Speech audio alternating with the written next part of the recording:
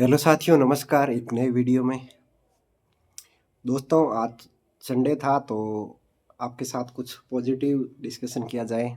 जो अभी अपना लेटेस्ट देखें तो जो एडीसी के एग्ज़ाम्स बहुत जगह से हुए हैं। तो जिन लोगों का एग्ज़ाम हुआ है वो मेरे से लगातार संपर्क में हैं, बात भी होती है और बहुत सारी चीज़ें निकल के आती है। तो जिन लोगों का भी एग्ज़ाम एडीसी का हो चुका है और जिनका एग्ज़ाम होने वाला है, या जो मेरे साथी मतलब एडीसी या जीडीसी जिस भी एग्ज़ाम्स की तैयारी वगैरह कर रहे हैं, तो उनके लिए ये वीडियो इम्पोर्टेंट होने वाला है। देखिए दोस्तों, होता क्या है कि सब लोग तैयारी करते हैं, आप भी बहुत सारे लोग इंतज़ार कर रहे हो कि जीडीसी कब आएँ, लेकिन इन के चक्कर में आप प्रॉपर तैयारी नहीं कर पाते हो। और सबसे बड़ी जो बाधा होती है वो होती है मिनिमम क्वालिफाइंग मार्क। जो नॉर्मली आरआरबी का, इनका तो देखो आप, ओपन भर्ती का इनका तो 40% रहता है, लेकिन जो अपनी जीडीसी एलडीसी एग्ज़ाम्स है इनका जो मिनिमम क्वालिफिकेशन मार्क होता है वो 60% मार्क है। चाहे ओबीसी हो, चाहे एससी हो, चाहे एसटी हो, सभी कैटेगरी के लिए ये अनिवार्य कर दिया गया है। तो मैं अभी आपको लेटेस्ट अपडेट बताऊं तो लखनऊ डिवीज़न में जेई का जो पेपर हुआ था उनमें नॉर्मली 13-14 पोस्ट थी। तो आप बोलोगे सर कि इसमें पोस्टें भी बहुत कम थी ना, लेकिन पोस्टें कम थी फिर भी मैं आपको बताऊं कि इसके अंदर सारी सारी पोस्टें खाली जाएगी, क्योंकि ओनली 3 लोग ही उसके अंदर क्वालिफाई हुए हैं 60% मार्क लाने के अंदर। देखिए, ये बहुत बड़ी दुविधा है कि आप सोचो कि कितना इंतज़ार करने के बाद आप फॉर्म भरते हो, बाद में जो प्रमोशन का एग्ज़ाम्स होता है वो देते हो, और उस एग्ज़ाम के अंदर आप अगर मिनिमम मार्क, क्वालिफाइंग मार्क नहीं अर्न कर पाते हो, उसके वजह से अगर आप एग्ज़ाम से बाहर हो जाते हो, तो ये बहुत बड़ा मान सकते हो कि किसकी आखिर कमी रही होगी। तो मैं मेरे सभी साथियों जो चैनल से जुड़े हुए हैं उनसे सबसे आग्रह कर रहा हूँ कि आप एग्ज़ाम आपका 2, 4, 6 महीने के अंदर कन्फर्म में होगा। तो उसके लिए आप अपने आप को इस हिसाब से तैयार करें कि मिनिमम क्वालिफाइंग मार्क आप श्योर गेन कर सकें, चाहे किसी भी कैटेगरी का हो।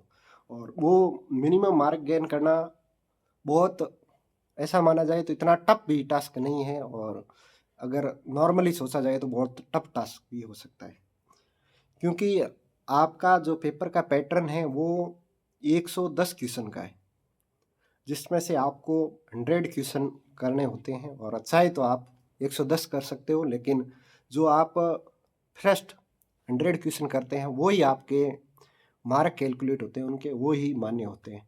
और जो 10 क्वेश्चन होते हैं, जो 10% जो अपनी ऑफिशियल राजभाषा है हिंदी है, इससे रिलेटेड रहते हैं, और इसी वजह से आपके पेपर में 110 क्वेश्चन आते हैं।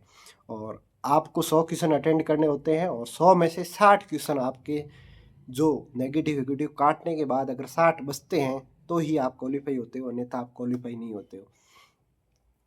अब देखिए, दूसरी बड़ी, सबसे बड़ी बात यह है, दिक्कत है कि इसमें जो नेगेटिव मार्किंग है वो भी 1/3 है। मतलब अगर आप 3 गलत क्वेश्चन करते हो तो आपका एक सही क्वेश्चन है वो डिडक्ट हो जाता है। तो देखिए, आप 100 क्वेश्चन करते हो, कर उसमें से आपके मान लो 30 क्वेश्चन गलत हो जाते हैं, तो आप मुश्किल से क्वालिफाई होते हो, या क्वालिफाई के बिल्कुल किनारे पे होते हो। या तो आपके 60 क्वेश्चन बचेंगे, या 60 से 1 क्वेश्चन या 2 क्वेश्चन कम रह जाएंगे। तो आप सोचो कि आपको किस हिसाब से अपने आप को तैयार करना है कि जिससे आप इस पेपर को क्वालिफाई कर सको। मैं आपको पूरा पूरा वादा करता हूँ कि आप चाहे जेई की हो, चाहे सीसीटीसी की हो, क्लर्क की हो, टेक्नीशियन की हो, कोई भी, जो ये एग्ज़ाम्स हैं, जो पहले तो क्या होता था, ऑफलाइन होता था, जिसके अंदर बहुत सारा फर्जीवाड़ा होता था, जिस वजह से कट ऑफ बहुत हाई चली जाती थी, पढ़ने वालों का नंबर नहीं आता था।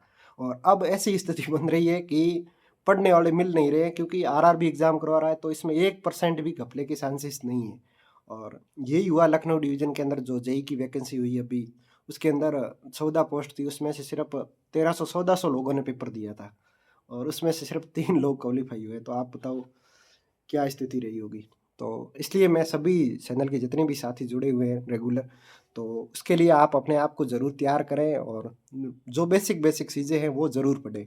देखिए, जो रेलवे ऑर्गेनाइजेशन वगैरह है इनके बारे में आप ज़रूर पढ़ें, क्योंकि इनसे बहुत सारे क्वेश्चंस आते हैं। और दूसरी बात रही जो अपने इस्टैब्लिशमेंट रूल्स वगैरह है, जैसे रूल क्या है, पास के रूल क्या है, काम और उसके घंटे कैसे क्या है, बाकी सारी चीज़ें जो मैंने चैनल पे डाल रखी है, तो आप वीडियो को अच्छे से देखें और राजभाषा के जो क्वेश्चन आ रहे हैं उनको भी अच्छे से करें। और जो बेसिक मैथ्स पूछी जा रही है वो आप लगभग मोस्ट ऑफ जो जितने भी कैंडिडेट है जो सब सेलेक्टेड है, तो जिनका मैं मान रहा हूँ मैथ रीजनिंग ये तो बहुत अच्छा होना चाहिए, वो अच्छे से करें। और साइंस है वो भी पढ़ें।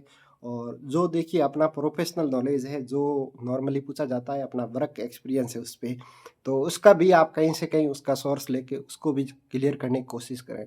लेकिन राजभाषा हो गया, मैथ्स हो गया और जो रूल्स जितने भी है, रेलवे ऑर्गेनाइजेशन है, इनसे आपके एग्ज़ाम के अंदर मैं मान रहा हूँ कि 50-60 क्वेश्चन तो यही आ जाते हैं। तो आप अगर इस पार्ट को अच्छा करें और 15-20 क्वेश्चन 30 क्वेश्चन बाकी वाला अगर आपका हो जाता है, तो आप इस एग्ज़ाम्स को आराम से क्वालिफ़ाई कर सकते हो। ये रही बात। और जितने भी साथी हैं वो जीडीसी का एग्ज़ाम कर रहे हैं, तो वो ज़रूर बने रहें और अपनी तैयारी को लगातार करते रहें। एक न एक दिन 2-3 महीने, 1-2 महीने, और ये है कि मार्च अप्रैल तक आपको नए फाइनेंशियल ईयर लगने से पहले ही आपको जीडीसी की वैकेंसी ज़रूर देखने को मिलेगी। क्योंकि बहुत सारे ज़ोन के अंदर एडीसी की वैकेंसी आई, उसके बाद लगातार एडीसी की वैकेंसीज़ आ रही है, सभी ज़ोन से आई है। तो उम्मीद है कि जीडीसी की भर्ती भी जल्दी आएगी। और मैंने कई यूनियन वगैरह के अधिकारियों वगैरह से बात की है, तो उन्होंने ये बोला कि जल्दी से जल्दी हम प्रयास कर रहे हैं कि जो जीडीसी के जितने भी साथी 3-4 साल से इंतज़ार कर रहे हैं, उनका इंतज़ार जल्दी समाप्त हो और हर ज़ोन, डिवीज़न जितनी भी वैकेंसीज़ है खाली, वो उसको जल्दी से जल्दी भरा जाए प्रमोशन के माध्यम से, और जिसके लिए जीडीसी एग्ज़ाम है वो जल्दी लगेंगे। तो दोस्तों इस वीडियो के अंदर इतना ही, मिलते हैं किसी नेक्स्ट वीडियो में, तब तक के लिए जय हिंद, जय भारत।